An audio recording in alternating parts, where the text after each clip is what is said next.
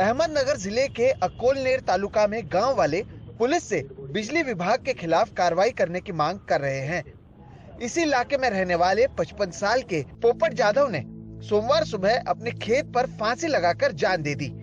अक्टूबर महीने तक अहमदनगर में हुई भारी बारिश के कारण इनकी फसल खराब हुई थी, जिसके बाद हाल ही में अपने 2.5 एकड़ खेत में इन्होंने प्याज लगाई। परिवार वालों का आरोप है कि बकाया बिजली का बिल नहीं भरे जाने के कारण 8 दिनों तक बिजली बंद रखी गई, जिसका असर फसल पर पड़ा और पोपट जाधव ने जान दे दी। 8 दिवसापूर्वी आमच्या शेतात आमच्या वडिलांनी कांदा पेरला।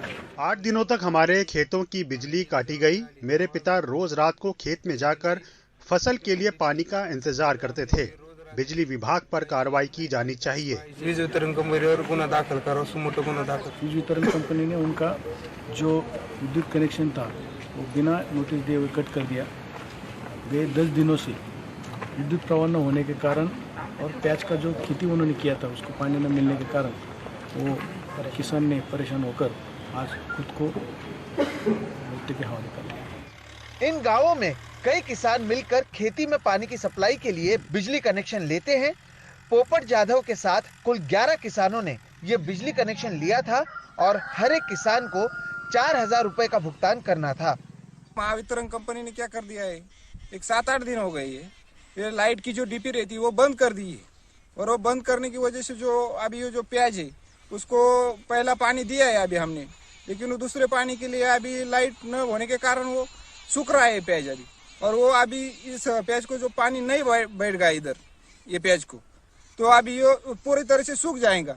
और हमने इतना खर्चा कर दिया इस अभी प्याज को कि इनका बीज का भाव देखेंगे तो 6-7 हजार रुपये 3 किलो का भाव रहता है। और 1 एकड़ में जो कुछ तो 10 हजार रुपये का बीज डालना पड़ता है। महाराष्ट्र में बिजली को लेकर सियासत तेज हुई है। विपक्ष में रहकर किसानों का मुद्दा उठाने वाले उप मुख्यमंत्री देवेंद्र फडणवीस का दावा है कि बकाया बिल नहीं भरने के कारण कहीं पर भी बिजली नहीं काटे जाने का आदेश सरकार ने दिया है, जबकि उद्धव ठाकरे गुट फडणवीस के इन दावों को बेबुनियाद बता रहा है। तात्काळ सांगितलं की आता रबीचा सीजन चाललेला आहे। मैंने अधिकारियों से कहा है कि रबी का मौसम शुरू है, इसलिए कोई भी बिजली कनेक्शन ना काटे। और ये केवल कहा नहीं है, बिजली कंपनियों ने पत्र निकालकर अपने अपने अधिकारियों को आदेश दिया है कि केवल एक बिल जो चल रहा है वो लीजिए, पिछला बकाया रकम ना मांगे। चालू बिल घ्यायचं, कोणी थकबाकी मागायची नाही। हमने मांग की है कि कोई भी, क्योंकि इसी प्रकार की मांग उप मुख्यमंत्री देवेंद्र जी फडणवीस साहब ने की थी।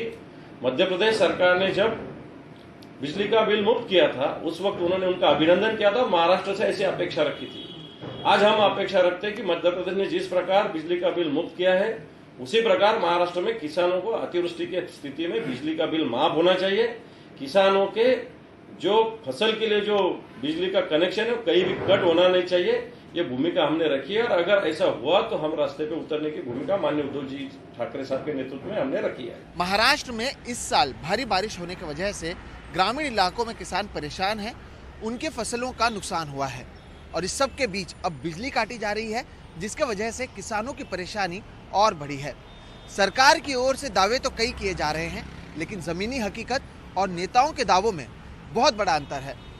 अहमदनगर से सागर दुसल और मुंबई से कैमरा पर्सन राजेंद्र दयालकर के साथ सोहित मिश्रा, NDTV इंडिया।